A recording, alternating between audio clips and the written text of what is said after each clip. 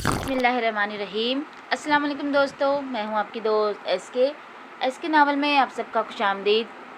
कैसे हैं आप सब? अल्हम्दुलिल्लाह ठीक होंगे। चलिए आज ज़्यादा देर ना करते हुए आज की कहानी को शुरू करते हैं। देखते हैं आज के एपिसोड में क्या होता है। जन्नत के पत्ते बाय निमरा अहमद, किस्त नंबर 42। यही तो चाहा था उसने कि उसकी बीवी ऐसी हो, भले वो चेहरा ना ढके मगर बाकी हर तरह खुद को ढके।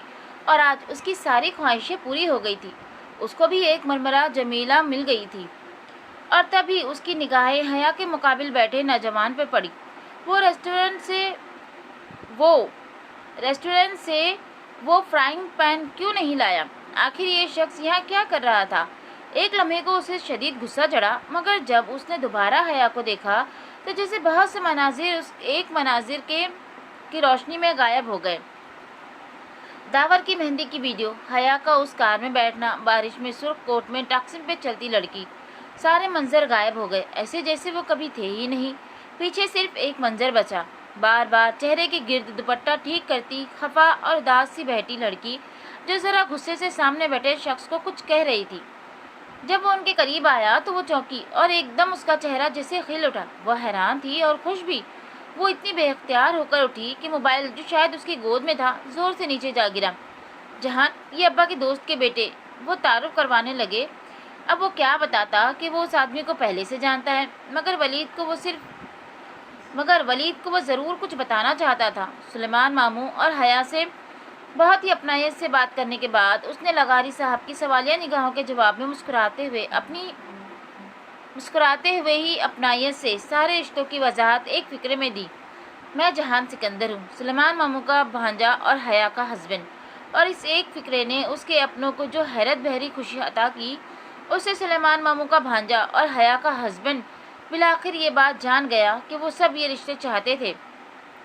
सारी नाराज़गियाँ दूर हुई, सारे गिले ख़त्म हुए। उसने अपनी बीवी को उस शख्स के सामने मान दिया जिसके और उसकी बीवी के दरमियान कभी कुछ नहीं रहा था, हो ही नहीं सकता था। शाम को जब मामू और मम्मी लॉन्च में थे, वो किचन में हया की मदद करवा रहा था। तब उसने हया का प्लान जानने की कोशिश की। वो उसे तुर्की से भेजना चाहता था, मगर हया ने अभी कुछ तय नहीं किया था कि उसे तुर्की में रहना है या दूसरे मुल्क। मम्मी और अब्बा को वो लंदन में सेटल कर रहा था। अगर हया लंदन जाने पे राज़ी हो गई तो वो उसे उनके साथ लंदन भेज देगा, लेकिन अगर वो नहीं राज़ी होती तो वो दूसरा तरीका इस्तेमाल करेगा। शाम में उनकी मंगनी हुई। मम्मी को जैसे पता चला कि उसने सबके सामने ये एतराफ़ किया है, वो बहुत खुशी से 2 अंगूठियाँ निकाल लाई जो उन्होंने इस मौके के लिए बहुत अरसे से संभाल रखी थी। वो वाकई उस रोज़ मुतमईन था। जब रात में वो मामू को छोड़कर घर वापस आया तो उसका इरादा अपनी बीवी के साथ अच्छी सी कॉफ़ी पीने और कोई अच्छी सी मूवी देखने का था। फैमिली वाला एहसास बहुत अरसे बाद दिल में जागा था और वो इस एहसास को जीना चाहता था। मगर उससे कबल हया ने उसे बुरी खबर सुना दी। तुम्हारे लिए फ़ोन आया था, कोई लड़की थी, नाम तो नहीं बताया, मगर कह रही थी कि तुम्हारा पार्सल उसे नहीं मिला, किसी गलत एड्रेस पे चला गया है और किसी ने वक्तन उसका सांस रोक दिया। उसका घर एक सेफ हाउस के तौर पे इस्तेमाल होता था। वो जानता था वहाँ शाम से एक कांटेक्ट की कॉल ही आ सकती थी और उसको पार्सल ना मिलने का मतलब बहुत वाज़ेह था। जो कुछ उसने यहाँ से भेजा था वापस नहीं पहुँचा था, बल्कि किसी गलत एड्रेस पे चला गया था। उसने 1 सेकंड के 1000वें हिस्से में पैगाम को डिकोड किया। उसका भेजा हुआ लड़का उमर वापस नहीं पहुंचा था, बल्कि गिरफ्तार हो गया था। तो यकीनन बहुत इमरजेंसी सिचुएशन थी, इसलिए पैगाम उसके घर छोड़ दिया गया था। ऐन मुमकिन था कि पैगाम जिसने भेजा हो वो भी जल्दी जल्दी अपनी जगह से पैकअप करके निकल रही हो। खुदाया, ये क्या हो गया था? उसका लड़का पकड़ा गया था। जेल, तशद्दुद, अजियत, उसकी हर तरफ वही तंगो तारीख सेल छाने लगी। ऐसे में काफ़ी मूवी सब फिजूल था। पूरी रात वो उसी सोफे पर बैठा हैंडल की कॉल का इंतज़ार करता रहा, मगर कॉल नहीं आई। 2 रातों की बेख्वाबी के बाद सुबह तक उसकी आंखें सुर्ख पड़ने लगी थी, मगर वो वहीं बैठा रहा। हर कोई जेल से फरार नहीं हो पाता। लोग बरसों जेल में सज़ा और तशद्दुद काट कर वहीं खामोशी से जान दे देते हैं। एक और स्पाई ज़ाये हो गया, एक असासा ज़ाये हो गया। उसकी अजियत की कोई हद नहीं थी। इस सारे में हया का ख्याल उसके जहन से बिल्कुल निकल गया था। सुबह होते ही वो वापस चली गई। जहान ने रोका भी नहीं, उसके पास करने को बहुत से दूसरे काम थे। अगले रोज वो बीयू कद्दा चला गया। हया, पजल बॉक्स, जवाहर का लॉकर, उसने सब कुछ जहन से झटक कर खुद को होटल ग्रैंड में मसरूफ कर लिया। रेस्टोरेंट में उसने बता दिया था कि अगर उसकी दोस्त हया शाम में आए तो कहना जहान जल्दी ही उठकर चला गया है, अगर सुबह आए तो कहना वो आज आया ही नहीं। चंद रोज़ वो वाकई नहीं आई। उमर की गिरफ्तारी की तस्दीक हो गई। फिर उन्हीं दिनों वो बिलाखिर खुद को राज़ी करके अनकरा ले आया। यहाँ उसे अपना चेकअप कराना था। सर का बदतरीन दर्द जो सर से होता हुआ गर्दन तक जाता, उसे अब उसका इलाज करना था। जेल से रिहा होने के बाद उसने गर्दन के एक तरफ का एमआरआई करवाया था, मगर ब्रेन एमआरआई उसने नहीं करवाया था। अपना दर्द उसने हर जगह छुपाया था, तब इतनी तकलीफ होती भी नहीं थी। ये वक्त के साथ साथ बड़ी थी। 5 साल जहान ने इस अजियत के साथ गुजारे थे। अब बिलाखिर वो इसका सामना करना चाहता था। एमआरआई से कबल सादा एक्सरे से ही सारा मामला साफ हो गया। उसको एक्सरे दिखाने से कबल डॉक्टर ने पूछा था, क्या कभी तुम्हें सर पे कोई चोट आई थी, कोई एक्सीडेंट जिसमें सर किसी चीज़ से टकराया हो? हाँ, मेरी लड़ाई हो गई थी कुछ लोगों से। उन्होंने मेरे सर पर कोई तले की तरह की चीज़ मारा था, जिससे सर से खून भी निकला था, मगर खून इतना ज़्यादा नहीं था। आंखें करीब जख्म सा हुआ था, जिससे थोड़ा सा खून निकलकर कनपट्टी तक ही गिरा था। मुझे अफसोस है, लेकिन साथ ही डॉक्टर ने उसका एक्सरे उसके सामने रखा। शायद जिस चीज़ से उन लोगों ने तुम्हें मारा था उस पर छोटी सी कील लगी हुई थी। एक इंच की कील जो तुम्हारी आँख के करीब घुस गई थी। उसने बेख्तियार आँख के करीब चेहरे पे हाथ रखा। वो एक ऑब्जेक्ट फॉर्जिन के साथ पिछले 5 बरस से रह रहा था और उसे कभी पता नहीं चल सका। अब क्या होगा? उसे समझ नहीं आया कि वो माजी का अफसोस करे या मुस्तकबिल के लिए फ़िक्रमंद हो। उसे वाकई कुछ समझ नहीं आ रहा था। हमें सर्जरी के ज़रिए ये फॉरेन ऑब्जेक्ट रिमूव करना पड़ेगा। मगर डॉक्टर तजबज़ब सा रुक गया। आप बता दें, जो भी बताना चाहते हैं, मैं तैयार हूँ।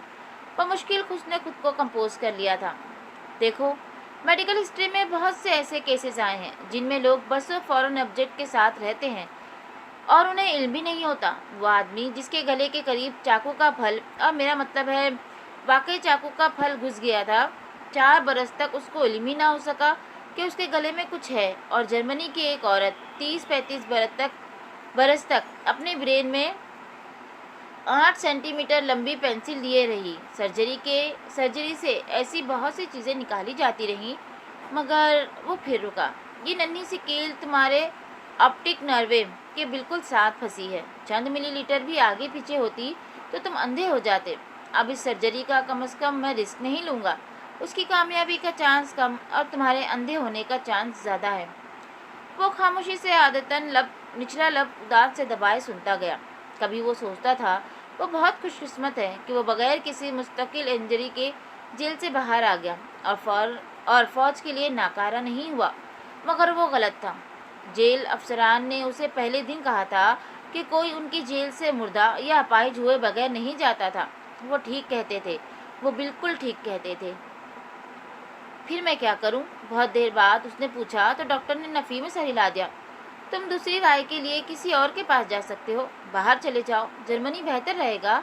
यकीनन कोई मुझसे अच्छा सर्जन ये रिस्क लेने पर तैयार हो जाए। वो रात बहुत तकलीफदा थी। एक तरफ ये सर दर्द और अब नक्सीर फूटना, और दूसरी तरफ अंधे होने का खदशा। वो किसका इंतखाब करे? क्या उस कील को सर में पड़े रहने दे या फिर निकलवाने का खतरा मोल ले? अगर वो अंधा हो गया या अपाहिज तो क्या होगा? करियर ख़त्म, मुल्क की खिदमत ख़त्म, हुकूमत का लाखों रुपया खर्च करके उसकी तरबियत दिलाना ख़त्म, ज़िंदगी ख़त्म। सुबह वो सीधा रेस्टोरेंट आया। आज पहली दफ़ा उसका दिल किसी काम के लिए नहीं चाह रहा था। ज़िंदगी पहले भी बेयकीन थी, मगर अब तो मज़ीद बेयकीन हो गई थी। करियर ख़त्म का होना उसके लिए ज़िंदगी के ख़त्म होने के बराबर था, मगर फिर भी वो ये रिस्क लेगा। खतरा लिए बगैर भी कोई ज़िंदगी होती है भला? जहान भाई, वो आपकी दोस्त आई हैं रात को। काउंटर पर जज्वक्ती बैठने वाले लड़के ने बताया तो वो चौंका। हया क्या कह रही थी? अपनी दोस्त के साथ आई थी, आपका पूछा फिर चली गई। काफ़ी देर बाद दोनों दोबारा आई। ان کے شاید کوئی پیچھے لگا ہوا تھا۔ انہوں نے بیک ڈور کا راستہ مانگا، پھر وہ وہیں پینٹری میں بیٹھی رہی۔ 1:15 بجے وہ پیچھے سے نکل گئی۔ اور کچھ؟ اور پاشا بھی آئے تھے۔ اب کی بار وہ بری طرح چونکا۔ کیا کہہ رہا تھا وہ؟ اب کا انتظار کرتے رہے، یہی دروازے کے پاس کرسی پہ بیٹھے رہے۔ اچھے موڈ میں نہیں تھے، اب سے ملنا چاہتے تھے۔ کیا وہ دونوں لڑکیاں اس کی موجودگی میں آئی تھیں؟ بہت دن اپنے مسئلوں میں الجھنے کے بعد آج اسے پھر سے حیا کی فکر ہو رہی تھی۔ جی، وہ دونوں دروازے کے پاس کھڑی باتیں کر رہی تھی، وہ ساتھ ہی بیٹھے تھے۔ انہوں نے چہرے کے آگے اخبار کر رکھا تھا۔ مجھے نہیں لگتا کہ دونوں نے ایک دوسرے کو دیکھا ہوگا۔ جب وہ دوسری دفعہ آئیں تب تک وہ جا چکے تھے۔ اچھا، وہ مطمئن ہو کر اندر چلا گیا۔ پاشا نے حیا کو دیکھ بھی لیا ہو تب بھی وہ ہرگز نہیں جان سکتا تھا کہ وہ جہان کی بیوی ہے۔ اسے جاننا بھی نہیں چاہیے تھا۔ کمزوریوں کو کیسے پکڑا جاتا ہے جہان سے بہتر کون جان سکتا تھا؟ اسی لیے کوئی اس کی کمزوری پکڑے وہ نہیں چاہتا تھا۔ بس اب وہ جلد از جلد حیا کو یہاں سے بھیج دے گا۔ استنبول غیر محفوظ تھا، کم از کم اس کی فیملی کے لیے، مگر اسے واپس بھیجنے سے قبل ضروری تھا کہ وہ اپنا پزل باکس کھول لے اور لاکر بھی۔ وہاں موجود گارڈ کو اس نے ہدایت دے دی تھی، جب بھی کوئی 9 نمبر کا لاکر کھولنے آئے گا، گارڈ اس کے 1 نمبر پہ میسج کر دے۔ چند پیسے لے کر گارڈ اس کام کے لیے راضی ہو گیا تھا، اور ابھی تک لاکر کھولنے کوئی نہیں آیا تھا۔ جب وہ دوبارہ بیو قیدا گیا تو اس نے اپنی الماری چیک کی۔ اس میں پزل باکس نہیں تھا۔ وہ عائشہ نے رکھ لیا تھا یا واپس حیا تک پہنچ گیا تھا؟ یہی پوچھنے کے لیے اس نے بہارے کو بلایا۔ وہ سر جھکائے اوپر آئی اور صاف صاف بتا دیا کہ پزل باکس اس نے حیا کو دے دیا ہے۔ چند لمحے وہ کچھ نہیں کہہ سکا۔ اس کا اندازہ ٹھیک تھا، بہارے گل عائشہ سے راز نہیں رکھ سکتی تھی۔ یقیناً اس نے سب سے پہلے عائشہ گل کو بتایا ہوگا۔ اس نے بہارے پہ غصہ نہیں کیا، غصے والی بات تھی ہی نہیں۔ وہ اس کے سامنے پنجے کے بل بیٹھا اور اس سے اپنے راز کے بارے میں پوچھنے لگا۔ پھر تو مجھے تمہارے دوسرے وعدے کا بھی اعتبار نہیں کرنا چاہیے، اور اب تو اسے اس وعدے کی پہلے سے بھی زیادہ ضرورت تھی۔ وہ اس پاک اسپائی کو جنازہ نہیں دے سکا تھا جس کو اس نے ابا کے ساتھ دفنایا تھا، مگر شاید بہارے اس کو جنازہ دے سکے۔ یہ الگ بات تھی کہ کور بلو ہونے پر سب لوگ آپ کو پہچاننے سے بھی انکار کر دیتے ہیں، مگر بہارے مصر کی تھی، ایسا نہیں ہوگا۔ پورا ادالار بلکہ پورا ترکی تمہیں چھوڑ دے، مگر بہارے گل تمہیں کبھی نہیں چھوڑے گی۔ مگر بہارے گل کے چہرے پہ شدید غصہ امڑ آیا جب جہان نے بہارے کی نئی دوست کا ذکر کیا۔ وہ حیا کو بہت پسند کرتی تھی، مگر عبد الرحمن اس میں دلچسپی رکھتا ہے، یہ بات اس کو پسند نہیں تھی۔ وہ اپنے کزن کو پسند کرتی ہے اور اس کا کزن بہت ہینسم ہے۔ اس نے اپنے تئیں عبد الرحمن کو مقابلے کا احساس دلایا۔ بہارے نے حیا کا کزن کہا تھا، کہاں دیکھا؟ یہ وہ بعد میں عائشہ سے پوچھے گا، لیکن ابھی اس نے عبد الرحمن کے متعلق حیا کی رائے جاننی چاہی تو وہ فوراً بولی، یہ سچ ہے کہ اسے تم بالکل نہیں پسند؟ تب وہ بہارے کے سامنے سے اٹھ گیا۔ وہ زیادہ دیر رکے گا تو بہارے سمجھے گی کہ عبد الرحمن نے اسے معاف کر دیا ہے، جبکہ وہ عائشہ کی طرح اسے بھی یہ تاثر دینا چاہتا تھا کہ وہ خفگی اتنی جلدی بھلانے والوں میں سے نہیں ہے۔ تب بہارے نے اس سے پہلی لکھنے والے کی بابت پوچھا۔ وہ ذرا چونکا، پھر لاعلمی ظاہر کی، مگر اس کی اگلی بات نے جہان کو واقعتاً چونکا دیا۔ اس نے کیوں نظر انداز کر دیا تھا کہ جو باکس اس نے بہارے کو دیا تھا اور وہ جو حیا کو دیا تھا، دونوں کی پہلیوں کی لکھائی کا انداز ایک سا تھا، جبکہ ایک عبد الرحمن نے دیا تھا اور دوسرا میجر احمد نے۔ دونوں کو ایک سا نہیں ہونا چاہیے تھا۔ حیا نے محسوس کر لیا تو عائشہ نے بھی کر لیا ہوگا۔ عبد الرحمن کا اصل تعارف میجر احمد عائشہ کو نہیں پتہ چلنا چاہیے۔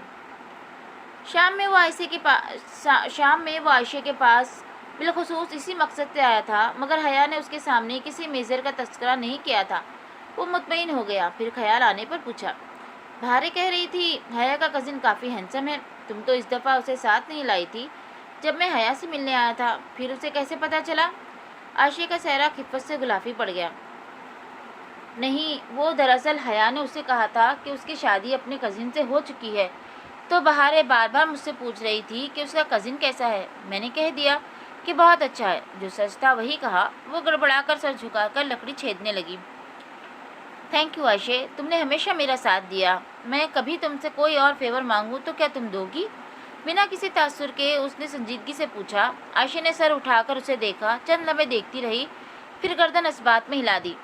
تم مجھ پہ بھروسہ نہیں کرتے، حالانکہ تمہیں کرنا چاہیے۔ پھر وہ جیسے کچھ کہتے کہتے رک گئی اور سر جھٹک کر دوبارہ سے کام کرنے لگی۔ وہ یقیناً موتیوں کے بارے میں پوچھنا چاہتی تھی، مگر کیا فائدہ؟ پھر ایک روز اس نے حیا کو میجر احمد کی طرف سے فون بھی کر لیا۔ اس کی باتوں سے اسے نہیں لگا کہ وہ باکس کے عبد الرحمن کی طرف سے ہونے کے بارے میں جان چکی ہے۔ اس روز وہ ذرا جھنجھلائی ہوئی تھی، شاید وہ تنگ آ گئی تھی۔ چلو خیر، جلد یا بدیر یہ کھیل ختم ہونے والا تھا۔ چند روز اسی روٹین میں گزر گئے، صبح ہوٹل گرینڈ اور دوپہر کی فیری لے کر استنبول آ جانا۔ طیب حبیب پاشا واپس استنبول آ چکا تھا اور اس نے بار بار کی مداخلت شروع کر دی تھی۔ جو وعدے کیے تھے وہ پورے کرو۔ وہ جواب میں اسے ٹال نہیں رہا تھا، مگر صرف تھوڑا سا وقت مزید مانگ رہا تھا۔ اپنی جگہ پہ طیب حبیب بھی ٹھیک تھا۔ اس کی زندگی استنبول میں تنگ ہو چکی تھی۔ اس کے دشمن عبد الرحمن کے دشمنوں سے زیادہ تھے، مگر وہ کیا کرتا کہ ہر چیز اس کے ہاتھ میں نہیں تھی۔ سارے احکامات پیچھے سے آتے تھے، سو وہ طیب حبیب کو جھڑک کر خاموش کروا دینے کے علاوہ کچھ نہیں کر سکتا تھا۔ طیب بکتا جھکتا مگر پھر خاموش ہو جاتا۔ وہ عبد الرحمن کو انکار نہیں کیا کرتا تھا، اپنے غصے کا اظہار کر دینے کے بعد پسپائی بھی اختیار کر لیا کرتا تھا۔ اس کو معلوم تھا کہ اس کی بقا عبد الرحمن کے ساتھ میں ہے، اس کی دشمنی میں نہیں۔ چند روز بعد اسے احساس ہوا کہ حیا کو اپنے فون میں اس کے ٹریسر کے بارے میں علم ہو گیا تھا، کیونکہ اس روز جب وہ اچانک سے برگر کنگ آئی تو وہ ذرا حیران ہوا۔ وہ چاہتی تھی کہ وہ دونوں چلتے چلتے استقلال اسٹریٹ کو ختم کر لیں۔ وہ کام چھوڑ کر باہر آ گیا اور ساتھ میں اپنا فون بھی چیک کیا۔ اس کا ریسیور اسے بتا رہا تھا کہ اس کا ٹریسر سیوانجی میں ہی ہے، جبکہ حیا کا موبائل اس کے ہاتھ میں ہی تھا۔ اچھا، تو اس نے ٹریسر نکال لیا تھا۔ شاید اسی لیے اس نے صبح میجر احمد کے نمبر پہ ٹیکسٹ کیا تھا کہ وہ کوئی خاص بات کرنا چاہتی ہے۔ جہان نے سوچا وہ فارغ ہو کر اسے کال کرے گا، مگر فراغت سے قبل ہی وہ خود آ گئی تھی۔ وہ دونوں ہلکی پھلکی باتیں کرتے ہوئے استقلال اسٹریٹ میں آگے بڑھنے لگے۔ جہان کو یاد تھا جب حیا کا جنجر بریڈ ہاؤس توڑنے پہ وہ اس کے ڈروم کے باہر کھڑا رہا تھا اور اس نے اسے ٹائمڈ کال کی تھی۔ شاید اس کی موجودگی میں کال آنے پہ حیا اسے اپنا مسئلہ بتا دے۔ اس دن وہ بات ادھر ادھر کر گئی تھی۔ آج اس کے ساتھ جدیسی میں چلتے ہوئے اس کے ساتھ ہی وہی کرنے کا فیصلہ کیا۔ کیا اب ان دونوں میں اتنا اعتبار پیدا ہو چکا تھا کہ حیا اسے سب کچھ بتا دے؟ وہ جوس لینے ایک کیفے میں گیا اور کال کا ٹائم سیٹ کر کے جوس لیے باہر آ گیا۔ اس نے ریکارڈنگ نہیں لگائی تھی۔ جب حیا کال اٹھائے گی تو رابطہ منقطع ہو جائے گا۔ وہ سمجھے گی کہ دوسری طرف سے کال کاٹ دی گئی ہے۔ وہ سننا چاہتا تھا کہ اس کال کی وہ کیا وضاحت دیتی ہے۔ وہ دونوں اب گلی میں کافی آگے بڑھ گئے تھے۔ حیا نے اس سے لندن جانے کا پوچھا ضرور، مگر وہ خود اس کا اپنا ارادہ بیو قدہ میں رہنے کا تھا۔ میں اپنی دوستوں کے ساتھ بیو قدہ میں رہنا چاہتی ہوں، وہ بے نیازی سے شانے اچکا کر کہتی چل رہی تھی۔ اس روز بھی اس نے اسکارف چہرے کے گرد لپیٹ رکھا تھا۔ جو وہ چاہتا تھا وہ اس نے کبھی حیا سے نہیں کہا، پھر بھی وہ ہو گیا تھا۔ اس سے آگے وہ کیا چاہتا تھا؟ بس اعتبار کا ایک رشتہ۔ جب وہ پیدا ہو جائے گا تو وہ اسے خود بتا دے گا کہ وہ ان جنت کے پتوں میں کتنی خوبصورت لگتی ہے۔ ابھی جہان نے اسے ایک ٹرک دکھا کر اخبار طے کر کے پکڑا ہی تھا کہ حیا کا موبائل بجنے لگا۔ حیا نے موبائل نکال کر دیکھا اور کال کاٹ دی۔ میجر احمد کی کال تھی، کچھ کام تھا ان سے۔ وہ سرسری سے انداز میں بولی اور اسے کچھ سمجھ نہیں آیا وہ اس کو کیا کہے۔ وہ اتنی صاف گوئی سے بتا دے گی اس نے توقع نہیں کی تھی۔ اس کے پوچھنے پہ حیا نے بس اتنا بتایا کہ میجر احمد کون ہے، مگر آگے پیچھے کچھ نہیں۔ سچ بتانے اور اعتبار کرنے میں بہت فرق ہوتا ہے۔ ان کے درمیان سچ بولنے کا تعلق قائم ہو چکا تھا، مگر اعتبار کا شاید نہیں۔ نہ اس نے حیا کو خود سچ بتایا تھا، نہ ہی حیا نے اسے وہ تمام واقعات کے بارے بتائے تھے جو اس کے ساتھ پچھلے چند ماہ سے ہو رہے تھے۔ جب وہ واپس چلی گئی تو وہ ریسٹورنٹ آ گیا۔ اس کا دل مطمئن تھا بھی اور نہیں بھی۔ حیا نے اس سے جھوٹ نہیں بولا تھا، مگر اس پہ اعتبار بھی نہیں کیا تھا۔ وہ لندن بھی اس کے ساتھ نہیں جانا چاہتی تھی، وہ بیو قدہ میں رہے، وہ یہ نہیں چاہتا تھا، مگر جب دونوں کے درمیان اعتبار کا رشتہ ہی نہیں تو وہ کس مان پہ اس سے کچھ منوا سکتا تھا؟ وہ ترکی صرف جہان کے لیے آئی تھی، وہ جان گیا تھا اب وہ اس کو یہاں سے صرف اپنی وجہ سے ہی بھیج سکتا تھا۔ تبھی حیا کا فون آنے لگا۔ اس نے کال کاٹ کر خود فون کیا۔ یہ پہلی دفعہ تھا جب حیا نے خود اس سے بات کرنی چاہی تھی۔ زیادہ حیرت کی بات یہ تھی کہ اب وہ اسے بتا رہی تھی کہ اس نے جہان سے میجر احمد کا ذکر کیا تھا۔ کیوں؟ آپ نے کیوں بتایا؟ وہ یہی جاننا چاہتا تھا۔ شوہر کو علم ہونا چاہیے کہ اس کی بیوی کس سے بات کرتی ہے۔ اس کے جا کر کہنے پہ وہ بے اختیار مسکرایا۔ اب وہ اسے وہ باتیں بتا رہی تھی جو اس نے عبد الرحمن اور طیب حبیب کے بارے میں سنی تھی۔ وہ تحمل سے اس کی سنتا اور سمجھاتا رہا۔ اسے صرف یہ جاننے میں دلچسپی تھی کہ حیا نے یہ ساری باتیں کس سے سنی تھی، کس بات کے جواب میں وہ میں نے سنا ہے کہ کہہ رہی تھی کہ جہان نے اس کی بات کاٹی۔ کس سے سنا ہے؟ اتنی تیزی سے پوچھنے پہ وہ بے اختیار کہہ اٹھی، کبریٰ خانم سے، ادالار میں۔ تو یہ کبریٰ خانم تھی۔ عائشہ سے ان کی اچھی اسلام دعا تھی اور ان کا بیٹا ہوٹل گرینڈ میں ایک معمولی سی ملازمت کرتا تھا۔ ان خاتون سے تو وہ ذرا واپس جا کر نپٹے گا۔ ابھی اسے حیا کے ذہن سے اس خیالات کو نکالنا تھا۔ جو بھی تھا وہ میجر احمد پر بھروسہ کرتی تھی۔ اس روز حیا نے پہلی دفعہ اس سے پوچھا تھا کہ وہ جنت کے پتے کسے کہتا ہے۔ جواب میں وہ اسے وہ سب بتاتا گیا جو اس نے علی کرامت کی ممی سے بچپن میں سنا تھا۔ وہ ادھوری پوری باتیں، وہ نرم سا احساس، وہ دل میں اترتے لفظ، وہ ہر چیز دہراتا گیا، یہاں تک کہ وہ کہہ اٹھی، آپ اچھے انسان ہیں، اچھی باتیں کرتے ہیں۔ کاش وہ بتا سکتا کہ اس نے اس اچھے انسان کو کب اور کیا کیا دے مارا ہوا ہے۔ بیو گدہ کے ساحل پہ لہریں پتھروں پہ سر پٹک رہی تھی۔ ان کا شور اس اونچے سفید قصر عثمانی کے اندر تک سنائی دے رہا تھا۔ محل اندھیرے میں ڈوب رہا تھا سوائے اس کی اسٹڈی کے، جہاں وہ کرسی کی پشت سے ٹیک لگائے بیٹھا تھا۔ سامنے لیپ ٹاپ کی چمکتی اسکرین پہ وہ پیغام کھلا تھا جو اسے اپنوں کی طرف سے آیا تھا۔ اس کا کام ادالار میں آخری مراحل پہ تھا، تاش کے پتوں کے گھر کا آخری مرحلہ، پھر اسے رپوش ہو جانا تھا۔ کچھ عرصہ رپوش رہ کر وہ دوبارہ استنبول آئے گا، ایک آخری کام نپٹائے گا، پھر واپسی، اپنے ملک واپسی۔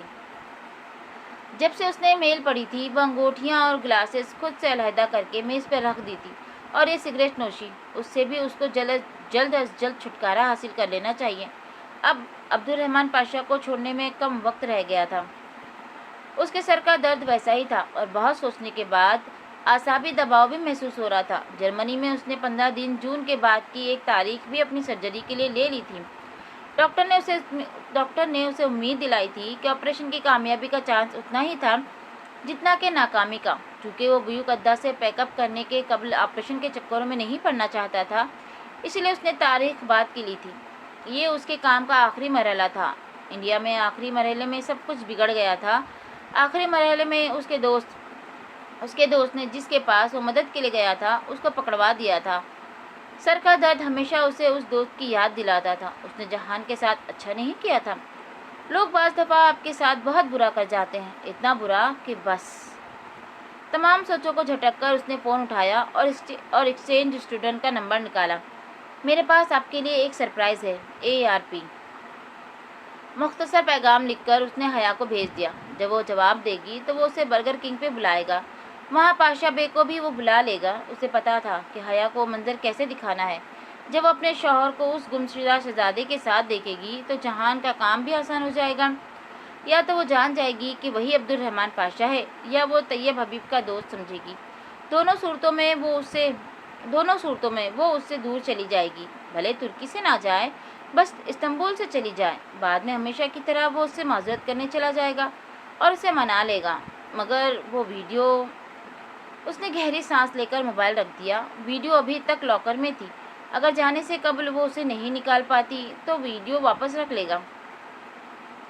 حیا، یہ سب 9 جون سے 15 جون تک کے وقت میں سیٹ اپ کرنا ہوگا، ابھی نہیں۔ وہ ریسٹورنٹ آیا تو طیب حبیب اس کا انتظار کر رہا تھا۔ اس کے مطالبے وہی تھے اور جہان کا رویہ بھی ویسا ہی تھا۔ چند دن انتظار کر لو، میں تمہاری فیملی کو باہر بھجوا دوں گا۔ میں نے بات کی ہے، بہت جلد سب کچھ سیٹل ہو جائے گا۔ وہ بے تاثر لہجے میں کہتے ہوئے رجسٹر چیک کر رہا تھا۔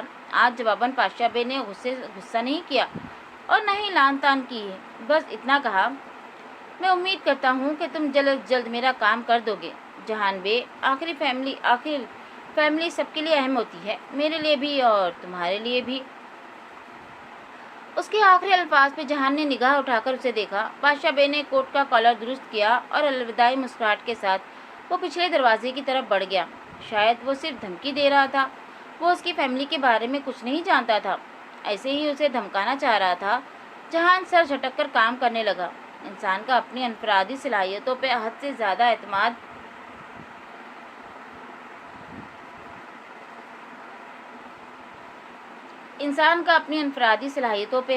اعتماد بعض دفعہ اسے دوسروں کو انڈر اسٹیمیٹ کرنے پہ مجبور کر دیتا ہے۔ اس کے ساتھ بھی یہی ہوا تھا، مگر ابھی وہ یہ نہیں جانتا تھا۔ شام میں وہ معمول کے مطابق ریسٹورنٹ کے کچن میں کھڑا گوشت کاٹ رہا تھا جب اس کا موبائل ہلکے سے بجا۔ وہ ٹون سے سمجھ گیا کہ پیغام کس کی طرف سے تھا، مگر اس نے فون جیب سے نہیں نکالا۔ قریب ہی اس کے دو شیف کام کر رہے تھے، ایک تو پرانی ورکر تھی مگر دوسرا ترک کا لڑکا نیا تھا۔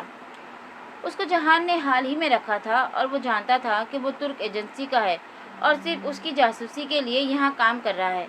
اس کو رکھنے کا فائدہ یہ تھا کہ اب وہ اپنی مرضی کی باتیں ترکوں تک پہنچا سکتا تھا۔ ٹرپل ایجنٹ بن کر کام کرنا اس طرح اور بھی آسان ہو گیا تھا۔ اس نے ہاتھ صاف کیے، گوشت رکھا اور خاموشی سے باتھ روم کی طرف چلا گیا۔ اندر آ کر اس نے دروازہ بند کیا اور پیغام کھولا۔ چند لمحوں میں اس نے پیغام ڈیکوڈ کیا اور پھر جیسے ہر طرف اندھیرا چھا گیا۔ وہ لڑکا عمر وہ نہیں رہا تھا، اسے کسی نے مارا۔ وہ لڑکا عمر وہ نہیں رہا تھا، اسے کس نے مارا اور کب اور کہاں مارا کچھ معلوم نہ تھا۔ وقت جیسے ایک دفعہ پھر برسوں پہلے کے انطاکیہ میں پہنچ گیا تھا۔ وہ اپنے چھوٹے چھوٹے ہاتھوں سے مٹی کھود رہا تھا، وہ مٹی جس سے آج بھی خوشبو آتی تھی۔ کیا عمر کو دفن ہونے کے لیے مٹی ملی ہوگی؟ کیا اسے خود وہ مٹی مل پائے گی؟ اس کے دل میں تکلیف اٹھ رہی تھی، شدید تکلیف۔ اس نے جیب میں فون ڈالا، ٹوٹنی کھولی اور سنک پہ جھک کر چہرے پہ پانی کے چھینٹے مارے، پھر سر اٹھا کر آئینے میں خود کو دیکھا۔ شدت ضبط سے اس کی آنکھیں سرخ پڑ رہی تھی۔ دادا کہتے تھے کہ مومن کے لیے دنیا قید خانہ ہوتی ہے۔ وہ ٹھیک ہی کہتے تھے۔ اس وقت برگر کنگ ایک قید خانہ ہی تھا۔ وہ سارا کام چھوڑ کر کہیں دور جانا چاہتا تھا۔ وہ بوسفورس کے کنارے بیٹھ کر ڈھیر سارا رونا چاہتا تھا۔ اگر دادا ہوتے تو کہتے کہ فوجی رویا نہیں کرتے۔ کاش وہ ان سے پوچھ لیتا کہ اگر فوجی کا دل درد سے پھٹنے لگے اور جیسے سارے جسم میں ٹوٹے کانچ اترنے لگے تو پھر وہ کیا کرے؟ کیا دنیا میں رونے سے بہتر بھی کوئی دوا ہوتی ہے؟ سلام، جان کہاں ہے؟ بلند آواز سے اتھل پھتل سانسوں کے درمیان وہ باہر کہیں پوچھ رہی تھی، جیسے وہ دوڑ کر آئی تھی۔ جہان نے ہولے سے نفی میں سر جھٹکا، تولیے سے چہرہ خشک کیا اور نم آنکھیں رگڑتا باہر آیا۔ وہ فریڈم فلوٹیلا کے اسٹریٹ پروٹیسٹ کے لیے آئی تھی۔ اب وہ چاہتی تھی کہ وہ بھی ان کے ساتھ چلے۔ جہان اسے نظریں ملائے بغیر گوشت کے ٹکڑے اٹھانے لگا۔ کن اکھیوں سے وہ دیکھ رہا تھا کہ حیا نے نقاب لے رکھا تھا۔ اس کے نقاب کے انداز سے صاف ظاہر تھا کہ اس نے نیا نقاب لینا سیکھا ہے، مگر پھر بھی نقاب سیٹ تھا۔ اسے کیا ہو گیا تھا؟ وہ اتنا بدل کیسے گئی تھی؟ وہ بھی ایک دم سے نہیں، آہستہ آہستہ سے، مگر یہ تبدیلی کتنی اچھی لگتی تھی اس میں۔ ابھی وقت تھا نہیں تھا اس خوشی کو جینے کا، ابھی اور موقع تھا۔ دل میں کچھ مر سا گیا تھا۔ ایک منٹ۔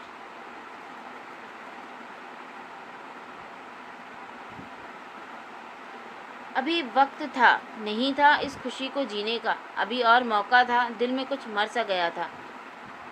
حیا بول رہی تھی مسلسل، اور وہ کن اکھیوں سے صرف اسے نہیں بلکہ پیچھے کام کرتے نئے شیف کو بھی دیکھ رہا تھا، جس کے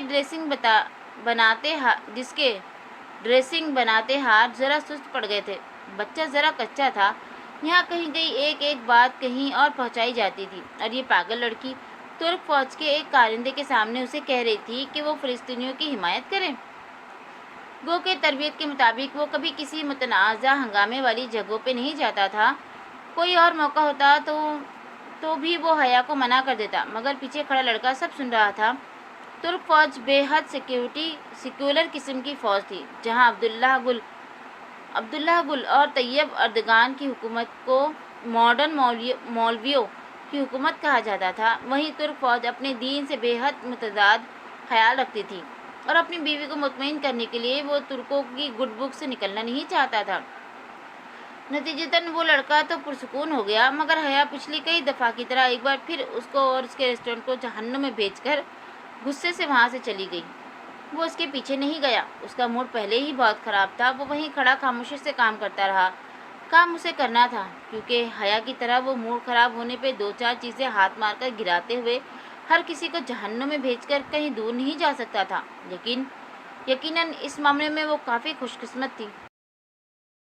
پوری رات وہ بے حد ڈسٹرب رہا۔ پھر صبح سب کچھ ذہن سے جھٹک کر وہ گھر سے نکل آیا۔ پہلی اس نے کدی کنویں سے پکڑنی تھی۔ کدی کنویں شہر کی ایشین سائٹ کی بندرگاہ تھی۔ وہ سبانجی بھی ایشین سائٹ پہ ہی واقع تھی، سو وہ منہ اندھیرے اس سے ملنے چلا گیا۔ وہ جھیل کے پاس بیٹھی تھی، کتابیں سامنے پھیلائے، وہ جیسے کافی دیر روتی رہی تھی۔ اسے بے اختیار وہ رات یاد آئی جب جنجر بریڈ ہاؤس ٹوٹا تھا، اور وہ تب بھی ایسے ہی رو رہی تھی۔ اسے ایک لمحے کو اس لڑکی پہ بہت ترس آیا جس کی زندگی اس نے اتنی مشکل بنا دی تھی۔ اس کے ساتھ چاندی کے پانی جیسی جھیل کے کنارے بیٹھے وہ بہت دیر تک اسے دھیرے دھیرے بہت کچھ سمجھاتا رہا۔ وہ اسے خواب نہیں دکھانا چاہتا تھا، سو حقیقت میں رہ کر مستقبل کے حوالے سے باتیں کر رہا تھا۔ اٹھنے سے قبل اس نے پھر سے لندن چلنے کا موڈ ہو تو بتانا کہا تھا۔ کتنا ہی اچھا ہو کہ وہ ممی کے ساتھ لندن چلی جائے، پھر بعد میں ایک دو روز کے لیے اپنی کلیئرنس کروانے بے شک آ جائے، مگر اپنا آخری مہینہ وہ اس شہر میں نہ گزارے۔ اس روز اسے لگا تھا کہ حیا اس کو اس کی غیر متوقع فطرت کے ساتھ قبول کرنے پہ راضی تھی، مگر اعتبار وہ ابھی تک ان دونوں کے درمیان قائم نہیں ہوا تھا۔ وہ روٹھنے اور منانے سے آگے نہیں بڑھے تھے۔ جس روز اس کے امتحان ختم ہوئے اس سے اگلے دن وہ بیوی قدہ گئی تھی۔ یہ عائشہ نے اسے بتایا تھا، کیونکہ اب اس کا ٹریسر صرف زبانجی میں پڑا رہتا تھا۔ اس نے دوبارہ اس کو ٹریس کرنے کی خود ہی کوشش کی، یہ اتنا ضروری نہیں تھا۔ 11 جون کی رات وہ ممی کے ساتھ ان کی پیکنگ کروانے میں مصروف تھا جب ممی نے حیا کے بارے میں پوچھا، کیا وہ ہمارے ساتھ جائے گی؟ پتہ نہیں، آپ کی بھتیجی کہاں ہمیں اپنا پروگرام بتاتی ہے، اس نے شانے اچکا کر لاپرواہی سے جواب دیا تھا۔ پھر اس نے سوچا وہ حیا سے پوچھ ہی لے کہ اس کا کیا پروگرام ہے۔ وہ اپنا آخری مہینہ استنبول میں نہیں تو کدھر گزارے گی؟ یہی سوچ کر اس نے میجر احمد کی طرف سے کیسی ہیں آپ لکھ کر بھیج دیا۔ پتہ نہیں وہ کیسی تھی۔ پورے 10 دن اس نے حیا کو نہیں دیکھا تھا، نہ ہی کوئی بات کی تھی۔ مجھے جنت کے ان پتوں نے دنیا والوں کے لیے اجنبی بنا دیا ہے میجر احمد، اس کے جواب میں بہت ٹوٹا بکھرا پن سا تھا۔ شاید وہ رو رہی تھی۔ وہ اس کی عادت کو اتنی اچھی طرح سے جاننے لگا تھا کہ اس کے انداز سے اس کے موڈ کا اندازہ کر لیا کرتا تھا۔ وہ موبائل لے کر کچن میں آ گیا اور بہت سوچ کر اس نے ایک ایسا جواب لکھا جو اس وقت اسے تسلی دے سکے۔ یقیناً اس کے نقاب پہ کسی نے کچھ کہہ دیا ہوگا اور وہ دل چھوڑ بیٹھی تھی۔ عین ممکن تھا کہ وہ کہنے والے کو ہاتھ میں آئی چیز بھی دے مار چکی ہو، یا کم از کم اسے جہنم تک پہنچا چکی ہو۔ پتہ نہیں اس کی تسلی ہوئی یا نہیں، مگر اس کا مزید کوئی ٹیکسٹ نہیں آیا۔ صبح وہ بیوی قدہ نہیں گیا کیونکہ آج ہفتہ تھا۔ وہ چاہتا تھا کہ حیا کے حوالے سے کچھ طے کر لے، مگر تبھی کام کے دوران اس کو جواہر مال کے لاکرز کے گارڈ کا پیغام موصول ہوا، ایک لڑکی جو سیاہ عبایا میں تھی 9 نمبر لاکر سے کچھ لے گئی ہے۔ گریٹ! وہ تیزی سے اپنی جگہ سے اٹھا۔ اسے معلوم تھا کہ اسے کیا کرنا ہے۔ اس سے پہلے کہ وہ سسلی سے واپس سبانجی جاتی، وہ اسے اور پاشا بے دونوں کو اپنے ریسٹورنٹ پہنچنے کا کہہ چکا تھا۔ پاشا بے کا مسکن قریب ہی تھا، سو وہ حیا سے پہلے پہنچ گیا۔ کیا میرا کام ہو گیا؟ پینٹری میں جا کر اس نے پہلی بات یہی پوچھی تھی۔ نہیں، اس میں ابھی وقت ہے، تم تھوڑا صبر نہیں کر سکتے؟ وہ زچ ہوا تھا۔ پھر تم کیوں ملنا چاہتے تھے؟ ہوٹل گرینڈ کے بارے میں کچھ بات کرنی تھی، اس نے پینٹری کا دروازہ بند کرتے ہوئے کہا۔ اپنے پرانے شیف کو وہ پہلے ہی سمجھا چکا تھا کہ اسے کیسے حیا کو پچھلی طرف سے بھیجنا ہے۔ اب پاشا بے کو ہوٹل کے معاملات کے بارے میں بتاتا، وہ کن اکھیوں سے روشن دان کی طرف دیکھ رہا تھا جو اس نے کھول رکھا تھا۔ وہ آئے گی تو اسے سیلف کے چمکتے شیشے میں روشن دان کا عکس نظر آ جائے گا۔ تب وہ ان دونوں کی باتوں سے جان جائے گی کہ دونوں کے درمیان کوئی جھگڑا چل رہا ہے۔ حسب توقع پاشا بے جلدی ہوٹل گرینڈ کی بات ختم کر کے اپنے کام کی طرف آ گیا۔ تبھی اسے وہ روشن دان کے عکس میں نظر آئی۔ وہ جیسے ٹھٹک کر رک گئی تھی۔ وہ ظاہر کیے بنا اپنے مخصوص انداز میں بات کہہ گیا۔ اسے معلوم تھا کہ حیا اندر نہیں آئے گی۔ اگر اس نے دروازے پر دستک دی یا گھنٹی بجائی تب وہ اسے فوراً جانے کا کہہ دے گا۔ وہ زبردستی تو اندر نہیں آنا چاہے گی، مگر جو ہوا وہ اس کے گمان میں بھی نہیں تھا۔ تمہاری بیوی باہر کھڑی ہے جہان، اسے اندر نہیں بلاؤ گے؟ جیسے ہی پاشا بے کی نظر اس پہ پڑی وہ مسکرا کر بولا۔ جہان کو لگا کسی نے پینٹری کا سارا سامان اس پہ الٹ دیا ہو۔ وہ کیسے جانتا تھا حیا کو؟ یہ ناممکن تھا۔ اگر وہ اسے جہان کی دوست کہتا تو وہ اتنا ششدر نہ ہوتا، مگر جہان کی بیوی؟ اسے کیسے پتا چلا؟ उस बात का तो तुर्की में कोई डॉक्यूमेंट प्रूफ भी नहीं था। फिर अब वो उसे हया के बारे में और भी बहुत कुछ बता रहा था। सबांजी एक्सचेंज स्टूडेंट, डोर नंबर, वो सब जानता था। उनकी मुलाकात भी हो चुकी थी। हया ने गर्दन हिलाकर तस्दीक की, मगर वो उन्हीं बेयकीन नज़रों से उसे देख रही थी। अगर वो दोनों मिल चुके थे तो उसने पता नहीं क्या क्या हया को बताया होगा। सब कुछ उल्टा हो गया था। उसने पाशा बे को वाकई अंडरस्टिमेट किया था। उसने बेइख्तियार पाशा बे को गिरबान से पकड़ लिया। अगर वो उसकी बीवी को नुकसान पहुंचाने का सोचे भी तो वो वाकई उसे जान से मार देगा। हस्बे आदत हबीब पाशा की मुस्कुराहट सिमटी। वो झाग की तरह बैठ गया। उसे उसकी बीवी से गर्ज नहीं थी, बस उसके काम से थी। उसके जाते ही वो हया की तरफ पलटा, मगर बहुत देर हो चुकी थी। दीमत ने ठीक कहा था, बाज बातें सियाक व सबाक के बगैर पेश की जाएं तो हीरो को विलन बना देती हैं। वो इसका एतबार खो चुका था। हया ने उसकी कोई बात नहीं सुनी और फौरन वो जगह छोड़कर चली गई।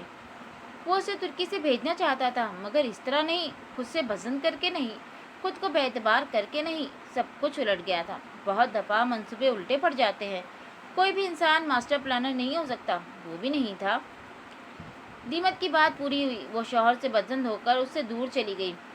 उसने हया को बहुत फ़ोन किया, मगर उसने जहान की कोई बात नहीं सुनी। वो चली गई और जैसे बोसफोर्स का पानी खामोश हो गया, सुरमई बगले उड़ना छोड़ गए, ट्यूलिप्स मुरझा गए और जैसे सारा इस्तांबुल उदास हो गया। वो चली गई और अपना ट्रेसर सबांजी के ड्रोम में ही छोड़ गई। ऐसा उसने कभी नहीं चाहा था। दीमत की बात पूरी हुई थी। हया के जाने के बाद मम्मी और अब्बा के जाने के इंतजामात भी मुकम्मल थे। मम्मी मजबूत औरत थी, अपने काम अकेले देख सकती थी। सारी ज़िंदगी उन्होंने ऐसी ही गुजारी थी। सो वो इस्तांबुल में अपना काम मुकम्मल करके जर्मनी जाने का इरादा कर रहा था। ये रूपोशी के दिन थे और उन दिनों में वो सर्जरी करवा लेना चाहता था।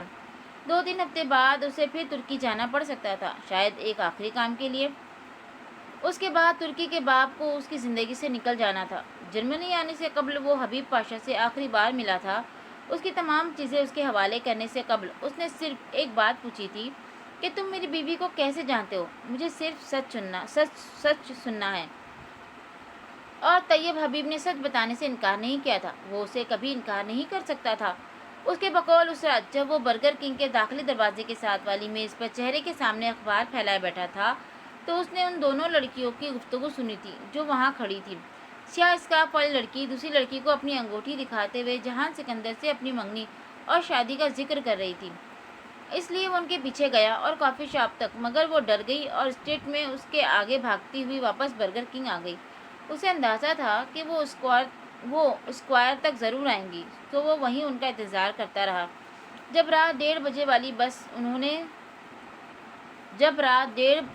बस उन्होंने स्क्वायर से पकड़ी तो उसने उनका यूनिवर्सिटी कैंपस तक पीछा किया और अगले रोज़ उसने एक जानने वाले से कहकर वो तमाम मालूमात निकलवा ली जो वो हया के मुतालिक यूनिवर्सिटी से निकलवा सकता था।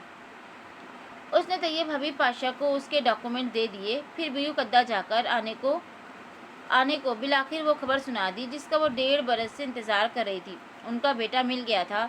वो ईरान में था और उसके कुछ दुश्मन इस्तांबुल उसकी वापसी की राह में रुकावट बने हुए थे। इतने अरसे बाद पहली दफ़ा तैयब हबीब ने अपनी माँ को फ़ोन किया। आने खुशी व तशक्कुर से बेहाल थी। जब तैयब हबीब ने चाहा कि वो तीनों अब उसके पास ईरान आ जाए तो आने बखुशी राज़ी हो गई। अब आयशे की बारी थी। आने ने अपने और जहान ने अपने तौर पर उसको साथ चलने के लिए कहा। वो सब्र शुक्र वाली लड़की थी और वो जानता था कि वो समझ चुकी है कि वक्त आन पहुंचा है कि जब मसनूई रिश्ते की डोर टूट जाएगी। अब्दुर्रहमान उनकी ज़िंदगी से निकल जाएगा और वो एक दफ़ा फिर एक फैमिली की तरह रहेंगे। आयशा ने सब्र कर लिया। सारी अजियत को दिल ही दिल में दबाकर वो रवानगी के लिए पैकिंग करने लगी। बहारे के रोने और आयशे की चुप ने उसे अंदर ही अंदर बहुत डिस्टर्ब किया। ये सब उसकी वजह से हुआ था। उसकी वजह से उसका कॉन्टैक्ट तैयब हबीब उधर नहीं रह सकता था। आयशा और बहारे को अब्दुर्रहमान को बुलाने में एक अरसा लगेगा। उसके बाद वो सारी ज़िंदगी किसी अजनबी पे एतबार नहीं कर सकेंगी। वो अपने अंदर की बहुत सी तलखी उनकी ज़िंदगी में छोड़कर जा रहा था, मगर वो क्या करता? यही उसकी जॉब थी। मम्मी को अभी तुर्की से जाने में चंद दिन थे, मगर उसका काम ख़त्म था, सो वो जर्मनी चला गया। जिस रोज़ उसकी सर्जरी मौका थी, उस सुबह उसने हया को फ़ोन किया। वो उसे कहना चाहता था کہ وہ بیمار ہے، اس کی سرجری ہے، وہ اس کے لیے دعا کرے۔ مگر وہ کسی اور موڈ میں تھی۔ اسے زیادہ فکر فلیش ڈرائیو کے پاس مگر وہ کسی اور موڈ میں تھی۔ اسے زیادہ فکر فلیش ڈرائیو کے پاس ورڈ کی تھی۔